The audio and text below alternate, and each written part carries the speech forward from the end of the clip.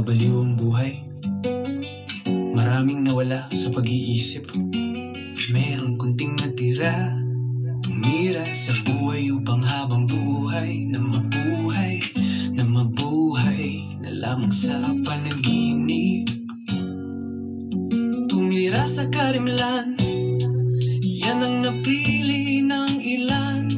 Mga bituin sa langit, niyakap ang kawalan. Paglaban ay tinangihan, tinatis mga pasakit o mga duwag. Mas nagkamamatay mabuhay. Hindi nyo ba yan naisip? Tumira sa buhay upang habang buhay na mabuhay na lamang sa panaginip. Motivational speaker na hindi man lang naranasang mabuhay sa ghetto. Bueno, alam mo bang 4 sa 100,000 Pilipino ang nagpapatiwakal taon-taon? Depression, yun ang tinuturo na rason. Pero subukan mong tumingin sa mata, nila'y subukang manalamin. Pinatay silang lipunan, lipunan ang salarin. Kaya suicide nga ba? O baka murder ang dapat na itawag? Masyado tayong pinipressure na maging ganyan, maging ganto, maging tanggap, maging pasok sa standard. Pero minsan ba tinanong nila tayong what is in your heart? Hindi so fuck so shoddy. May karapatan kang mapagod, hindi ka robot. May karapatan kang umayaw sa baluktot na sistema.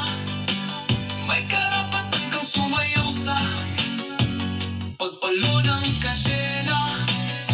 Kung tanging naiwan na tanglaw ay ang hawak mong gasera, may karapatan kang sumigaw ng teka, teka, teka.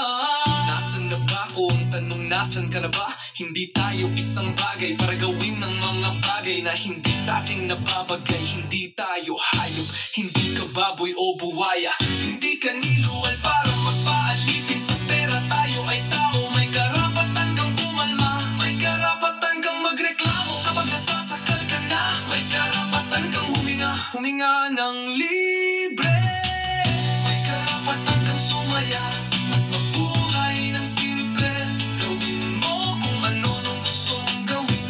May karapatan kang sundin kung anong gusto mong maging. Dahil ang kamatayan, hindi mo alam kung kailan darating. Tao ka, hindi ka machine. At sa oras na inibig at minahal mo lahat ng ginawa mo ngayong oras,